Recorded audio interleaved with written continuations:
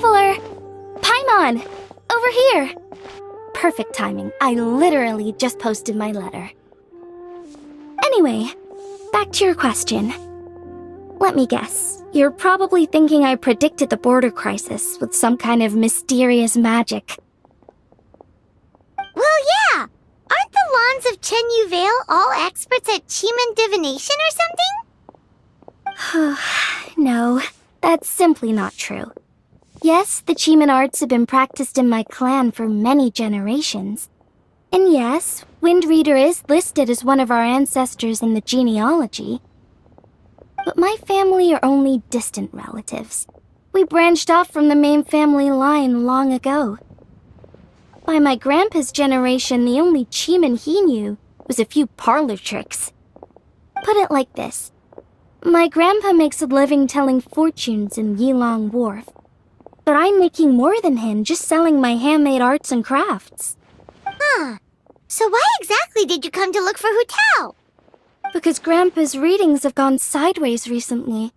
The romance and career fortunes are doing okay.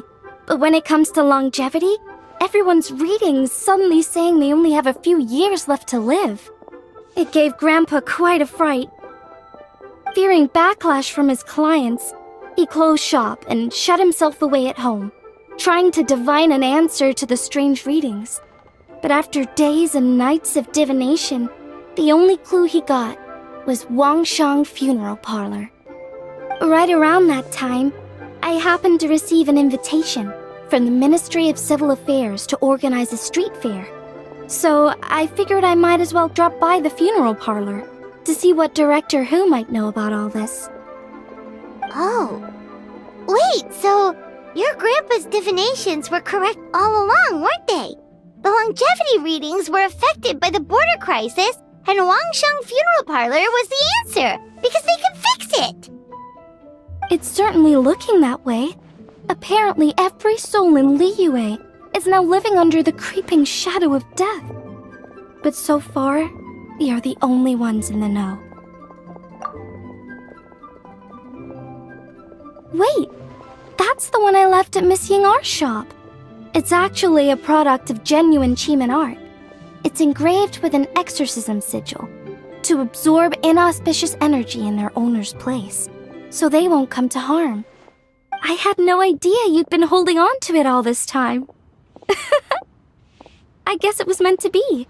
You're more than welcome to keep it if you like. When I first arrived at Liyue Harbor, I passed by a large house and felt a chill go down my spine. So I made a rattan figure and gave it to the young master there. Later on, I also sent something similar around to Timaeus, so I made another one and left it at Scent of Spring. Then I followed Director Hu to Wuwang Hill, only to find she disappeared without a trace. While I was searching the area, I found Miss Chi-Chi. She was stuck in some kind of crevice, and she seemed to be blocking something from coming through.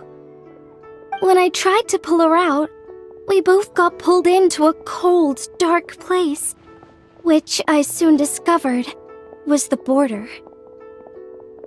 We wandered around aimlessly for a while, until we ran into Director Hu. She lit some incense and was burning Feder left and right with a flaming staff. But there was just too much. There was no way she could hope to get rid of it all. Worse still, the Feder blocked off the way we'd come in, trapping us inside. Thank goodness you came to our rescue. Whew, what an ordeal! Still, your family sounds more impressive than you let on. Didn't you use some kind of illusion magic in the border? Yes. Actually, that and the rattan figures are things I learned from one of my cousins in the main branch of my family. She's been practicing the Cheeman art since she was little. She's also the one I posed some questions to in my letter back home. Wow! Good guess. Yes, I want to know for sure whether sacrificing one of the participants is a necessary part of the method or not. I figured she might know. Huh? But Hu Tao already told us it won't come to that. She said we just need to make sure the person can withstand a strong blast of Feder. I certainly hope that's true, but I can't help but feel uneasy about it.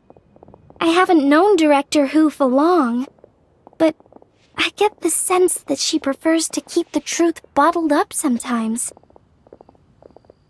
Sure, she talks a lot, and isn't afraid to broach dark and uncomfortable topics, but she really hasn't said much in the way of her own private thoughts.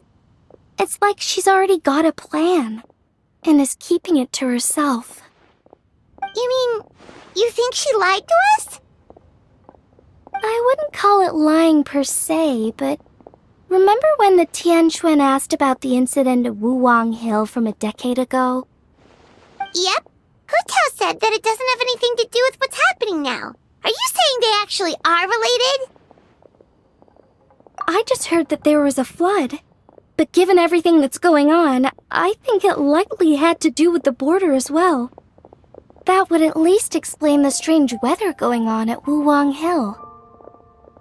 I remember my cousin saying that around that time, the Wangsheng funeral parlor set up an altar on top of the hill.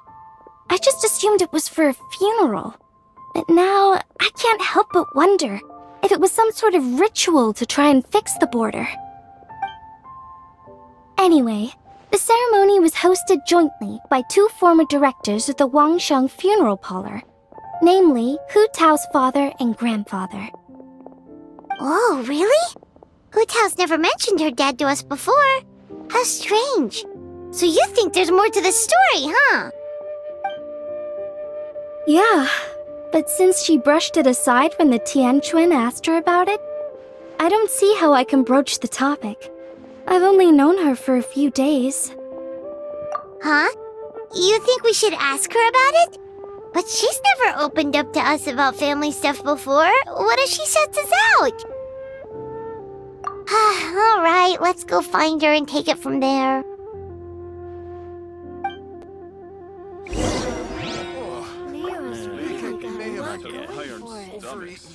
Cheap and tasty chop suey.